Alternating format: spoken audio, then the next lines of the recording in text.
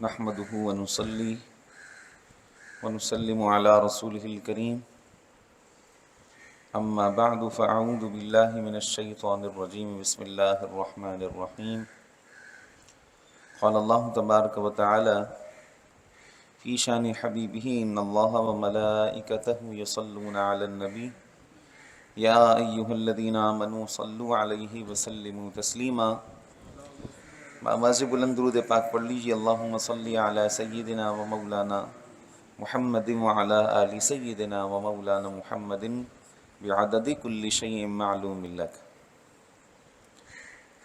ام المؤمنین حضرت سیدتنا ام حکم زینب بنت جحش رضی اللہ تعالی عنہا سے روایت ہے کہ حضور نبی پاک صاحب لولاک صلی اللہ علیہ وآلہ وسلم ایک دن گھبراہٹ کی حالت میں ان کے ہاں تشریف لائے اور آپ صلی اللہ علیہ وآلہ وسلم ارشاد فرما رہے تھے اللہ کے سوا کوئی عبادت کے لائق نہیں۔ عرب کے لیے اس شر سے ہلاکت ہے جو قریب آ چکا ہے۔ آج یاجوج ماجوج کی دیوار اتنی کھل چکی ہے اور آپ صلی اللہ علیہ وآلہ وسلم نے اپنے انگوٹھے اور شہادت والی انگلی کا حلقہ بنایا۔ تو حضرت سیدتنا زینب رضی اللہ تعالی عنہا فرماتی ہیں میں نے عرض کی یا رسول اللہ صلی اللہ علیہ وسلم کیا ہم ہلاک ہو جائیں گے حالانکہ ہم میں نیک لوگ بھی موجود ہیں؟ تو آپ صلی اللہ علیہ وآلہ وسلم نے ارشاد فرمایا ہاں، جب خبث زیادہ ہو جائیں گے ان کی کثرت ہو جائے گی، یعنی فسق و فجور اور کفر و شرک زیادہ ہو جائیں گے۔ کل کے درس میں ہم نے آپ کے سامنے ہلاکت اور اس کا استحقاق بیان کیا تھا۔ آج کے درس میں انشاءاللہ اس بات کو بیان کریں گے کہ عرب سے سرکار علیہ السلام نے ارشاد فرمایا ویل للعرب، عرب سے مراد کیا ہے؟ تو شارحین حدیث نے مسلمانوں کو عرب کے ساتھ خاص کرنے کی مختلف وجوہات بیان کی ہیں۔ پہلی وجہ شارحین حدیث نے یہ بیان کی ہے کہ مسلمانوں کی اکثریت عربوں اور ان کے آزاد کردہ غلاموں کی ہے۔ ایک قول یہ بیان کیا کہ اکثریت جو ہے وہ عربوں اور ان کے آزاد کردہ غلاموں کی ہے، اس لیے سرکار دو جہاں صلی اللہ علیہ وآلہ وسلم نے ویل للعرب ارشاد فرمایا۔ دوسرا قول یہ ہے کہ اسلام میں پھیلنے والے بڑے بڑے فتنے اور فساد عرب میں پھیلیں گے، تو اس لیے خاص طور پہ سرکار دو جہاں صلی اللہ علیہ وسلم نے عرب کا ذکر ارشاد فرمایا۔ تیسری وجہ یہ ہے کہ عرب اسلام میں داخل ہونے والی پہلی قوم ہے اور ڈرانے کے لیے بھی ان کا نام لیا، کیونکہ جب فتنہ واقع ہوگا تو ہلاکت و تباہی سب سے پہلے ان کا رخ کرے گی، اس لیے سرکار دو جہاں صلی اللہ علیہ وسلم نے ویل للعرب ارشاد فرمایا۔ اب اس شر کا ذکر کیا گیا کہ جو شر قریب آ چکا ہے، یعنی عرب کے لیے ہلاکت ہے اس شر سے کہ جو قریب آ چکا۔ اس سے کیا مراد ہے؟ اس کے متعلق بھی شارحین حدیث نے مختلف اقوال ذکر کیے ہیں۔ ایک قول یہ ہے کہ اس شر سے مراد وہ جنگیں اور وہ فتنہ اور فساد ہے جو حضور نبی کریم صلی اللہ علیہ وسلم بلکہ عہد فاروقی حضرت سیدنا فاروق اعظم رضی اللہ تعالیٰ عنہ کے زمانہ خلافت کے بعد ظاہر ہوں گے، وہ نبی کریم صلی اللہ علیہ وآلہ وسلم نے اپنے نگاہ نبوت سے پہلے دیکھ لیے، اور جیسے ہی سرکار علیہ السلام نے وہ دیکھے تو آپ پر گھبراہٹ طاری ہو گئی۔ گھبراہٹ اس لیے طاری ہوئی کہ نبی کریم صلی اللہ علیہ وآلہ وسلم کی ان لوگوں پر شفقت تھی، اس لیے حضور علیہ السلام پر گھبراہٹ طاری ہوئی۔ فرماتی ہیں کہ سرکار علیہ السلام گھبراتے ہوئے داخل ہوئے اور فرمایا لا الہ الا اللہ۔ دوسرا قول یہ بیان کیا گیا کہ شر سے مراد یہ ہے کہ شر سے مراد وہ فساد ہے جو عنقریب یاجوج ماجوج جو قوم ہے یہ برپا کریں گی، تو اس لیے شر کا ذکر فرمایا کہ یہ شر قریب آ چکا ہے۔ یاجوج ماجوج قیامت کی نشانیوں میں سے ایک نشانی ہے اور بڑے طاقت اور قوت والے ہیں، بہت بڑے بدن والے، جثے والے، اور یہ حضرت سکندر ذوالقرنین نے دو پہاڑوں کے درمیان ایک دیوار بڑی کھینچ کر ان کو بند کیا ہے۔ تو اس وقت سرکار علیہ السلام نے فرمایا کہ اس کی دیوار کا سوراخ اتنا کھل چکا ہے اور پھر یہ قرب قیامت میں پورا کھل جائے گا اور یہ قوم باہر آئے گی۔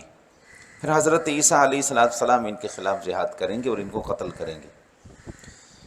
تو یہ ہے، یہ حضرت نوح علیہ السلام کے ایک بیٹے ہیں جن کا نام تھا یافس۔ 3 بیٹے تھے حضرت نوح علیہ السلام کے، حام، سام اور یافس۔ یہ یافس بن نوح کی اولاد میں سے ہے، جو یاجوج ماجوج جو قوم ہے یہ یافس بن نوح کی اولاد میں سے۔ تو اس فساد سے مراد اور شر سے مراد وہ فساد ہے کہ جو عنقریب یاجوج ماجوج قوم جو ہے یہ برپا کرے گی، ایک تو یہ مراد ہے۔ ایک قول یہ بیان کیا جاتا ہے کہ اس سے مراد وہ بڑا فساد ہے جو چنگیزی ترکوں نے مسلمانوں کے شہروں میں برپا کیا تھا، تو اس سے مراد وہ فساد ہے۔ تو نبی کریم صلی اللہ علیہ وآلہ وسلم نے وہ اپنی نگاہ نبوت سے پہلے ہی دیکھ لیا۔ ایک قول یہ بیان کیا جاتا ہے کہ اس شر سے مراد وہ اختلاف ہے جو امیر المؤمنین حضرت سیدنا عثمان غنی رضی اللہ تعالیٰ عنہ کی شہادت کے واقعے کے بعد پیدا ہوئے تھے، وہ اختلاف مراد ہیں۔ اور وہ کون سا اختلاف ہے؟ حضرت سیدنا علی المرتضیٰ اور حضرت امیر معاویہ رضی اللہ تعالیٰ عنہ کے درمیان جو ہوا تھا فساد، یا وہ جنگیں جو ہوئی تھیں، اس سے مراد وہ ہے۔ تو بہرحال یہ مختلف اقوال ہیں، وہ آپ کے سامنے ذکر کیے گئے کہ سرکار دو جہاں صلی اللہ علیہ وسلم نے ارشاد فرمایا کہ عرب کے لیے ہلاکت اس شر سے ہے کہ جو قریب آ چکا ہے۔ یاجوج ماجوج جو قوم ہے یہ یافس بن نوح، جیسا میں نے آپ کے سامنے بیان کیا کہ ان کی اولاد میں سے ہے۔ حضرت محدث کبیر، مفسر شہیر، حکیم الامت مفتی احمد یار خان صاحب نعیمی رحمۃ اللہ تعالی علیہ ان کے حوالے سے ذکر کرتے ہیں کہ یہ دوسری آفت کی خبر ہے حدیث پاک میں، یاجوج ماجوج۔ اور دیوار سے مراد وہی آہنی دیوار ہے کہ جو حضرت سکندر ذوالقرنین نے 2 پہاڑوں کے درمیان بنائی تھی۔ تو یہ یاجوج ماجوج جو قوم، یہ کافر ہیں اور انسان ہیں، یہ بہت قوی جسم والے، بڑے قد والے یہ ہیں، اور یہ دیوار جو ہے قرب قیامت میں مکمل گر جائے گی اور یہ باہر آ جائیں گے، پھر فساد کریں گے۔ اور آج اس دیوار میں سرکار علیہ السلام نے ارشاد فرمایا کہ اتنا اتنا سوراخ ہوا ہے، اور پھر قرب قیامت میں بڑا سوراخ ہو جائے گا اور پھر یہ بڑی تعداد میں باہر آ جائیں گے۔ تو اس سے یہ بات بھی معلوم ہوئی کہ حضور نبی کریم رؤوف الرحیم صلی اللہ علیہ وآلہ وسلم کی نظر مبارک سارے جہان پر ہے کہ حضور علیہ السلام مدینہ منورہ میں رہتے ہوئے اس دیوار کو ملاحظہ فرما رہے ہیں کہ اتنی اتنی دیوار کھل چکی ہے۔ بلکہ ہم نے تو قصیدہ غوثیہ میں حضور غوث پاک شیخ عبد القادر جیلانی رضی اللہ تعالیٰ عنہ کی شان یہ پڑھی۔ آپ فرماتے ہیں کہ نظرت الی بلاد اللہ جمعا کخردلۃ، کہ میں اللہ کے شہروں کو اس طرح دیکھتا ہوں جیسا کہ رائی کا دانہ ہتھیلی کے اوپر دیکھا جاتا ہے۔ اللہ کے شہروں کو، زمین کے شہروں کو نہیں، زمین تو ان میں سے کوئی چھوٹا سا نقطہ ہے۔ حضور غوث پاک شیخ عبد القادر جیلانی رضی اللہ تعالیٰ عنہ کی جب یہ شان ہے تو پھر سرکار علیہ السلام کی شان کیا ہوگی؟ تو حضور نبی کریم صلی اللہ علیہ وسلم کا مقام اور مرتبہ یہ کس کو معلوم ہے؟ یہ صرف ہمارے رب کو معلوم ہے کہ کتنا بلند ہے، کیا کیا کمالات حضور علیہ الصلوۃ والسلام کو اللہ تعالیٰ نے عطا فرمائے۔ بلکہ کمال کو بھی اگر کمال ملا تو وہ حضور کی بارگاہ سے ملا، جمال کو بھی اگر جمال ملا ہے تو وہ حضور کی بارگاہ سے ملا، نور کو بھی اگر نور ملا تو وہ حضور کی بارگاہ سے ملا۔ یہ میں اپنی طرف سے نہیں کہہ رہا، یہ کوئی جملے نہیں ہیں بلکہ حدیث ہیں اس پر مکمل طور پر۔ حضرت جابر والی حدیث کہ انہوں نے فرمایا، عرض کی کہ یا رسول اللہ سب سے پہلے کس چیز کو پیدا کیا؟ تو آقا علیہ السلام نے فرمایا، اے جابر، اللہ تعالیٰ نے سب سے پہلے تیرے نبی کے نور کو اپنے نور سے پیدا فرمایا، پھر اس نور سے ساری کائنات کو بنایا۔ تو اگر نور بھی بنا تو وہ حضور ہی کے نور سے بنا۔ اس پر حضرت سیدتنا زینب بنت جحش ام المؤمنین رضی اللہ تعالی عنہا عرض کرتی ہیں کہ حضور اگر یہ والے معاملات ہیں تو ہم میں تو نیک اور صالح لوگ موجود ہوں گے، تو پھر بھی کیا ہم ہلاک ہوں گے؟ تو نبی کریم صلی اللہ علیہ وسلم نے ارشاد فرمایا، ہاں بالکل ہلاک ہوں گے، جبکہ خبث کی کثرت ہوگی۔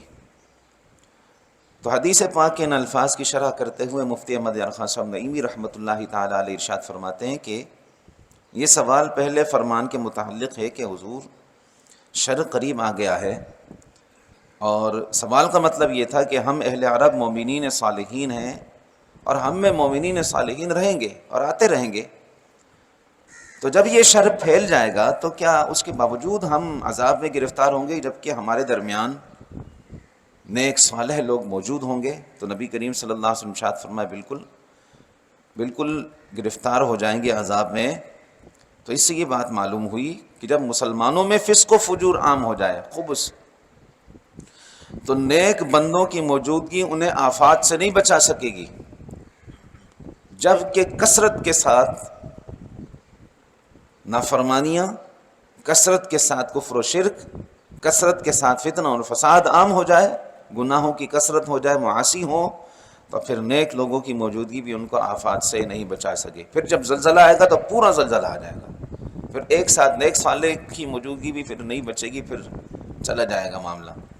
بزرگان دین کے واقعات بندہ پڑھے نا تو پھر بہت سی چیزیں بندے پر ظاہر ہوتی ہیں۔ ایک بادشاہ جو ہے ایک ولی کامل کی بارگاہ میں آیا اور کہا کہ فلاں جو دشمن ملک ہے وہ ہم پر حملہ کرنے والا ہے، انہوں نے تیاری کر لی، اتنی تیاری کی ہوئی ہے، آپ دعا کریں کہ ہم جو ہے ان کا مقابلہ کریں، یا آپ دعا کریں کہ ایسی بد دعا کریں یہاں سے کہ وہ آگے ہی نہ بڑھے۔ انہوں نے آنکھیں بند کی اور اس کے بعد جواب نہیں دیا، بلکہ اپنا تیر کمان اور اپنی تلوار نکالی اور اپنے باندھی، اور اس کے بعد کہا چلو جہاد کے لیے نکلیں گے، اور وہ جام شہادت نوش کیا انہوں نے جام شہادت نوش کیا۔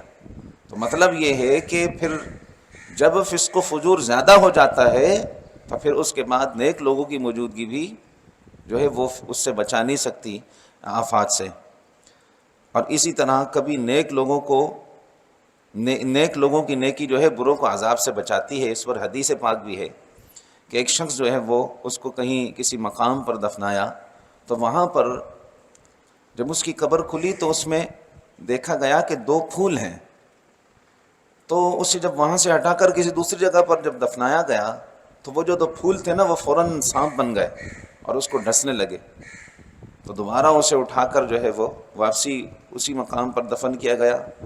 تو جب کسی سے پوچھا تو بتایا گیا کہ قریب ہی کسی اللہ والے کی قبر ہے، ان کی برکت سے اس کے عذاب کو تبدیل کیا گیا ہے، اصل میں اس کو عذاب ہونا تھا، لیکن چونکہ وہ قریب ہیں تو لہٰذا اس کے عذاب کو تبدیل کیا گیا اور وہاں پر ان کو پھولوں میں تبدیل کر دیا، سانپوں کو۔ تو نیک لوگوں کی برکت حاصل ہوتی ہے، لیکن کبھی نیک لوگوں کی نیکی عذاب سے بچاتی ہے، تو کبھی بروں کی جو برائی ہے نا وہ نیک لوگوں کو بھی نقصان پہنچاتی ہے اور ان کو بھی عذاب میں گرفتار کر دیتی ہے۔ تو سرکار دو جہاں صلی اللہ علیہ وآلہ وسلم نے ارشاد فرمایا بالکل گرفتار ہو جائیں گے عذاب میں جبکہ ان کے درمیان خبث کی کثرت ہو جائے گی۔ اللہ کریم کی بارگاہ میں دعا ہے اللہ تعالی ہم سب کو صراط مستقیم پر قائم اور دائم فرمائے، ہر قسم کی برائیوں سے محفوظ فرمائے، آمین بجاہ سید المرسلین۔ الحمدللہ رب العالمین والصلاة والسلام علی اشرف الانبیاء وسید المرسلین وعلى آلہ وصحبہ اجمعین۔ اللہم ربنا زدنا علما نافعا وعملا صالحا ولسانا ذاکرا وقلبا خاشعا وبدنا صابرا ورزقا واسعا۔ اللہم استرنا بسترک الجمیل فسہلنا یا الہی کل صعب بحرمت سید الابرار سہل۔ اللہم افتح علینا حکمتک وانشر علینا رحمتک یا ذا الجلال والاکرام۔ وصلی اللہ تعالی علی حبیبہ سیدنا ومولانا محمد وآلہ وصحبہ اجمعین برحمتک یا ارحم الراحمین۔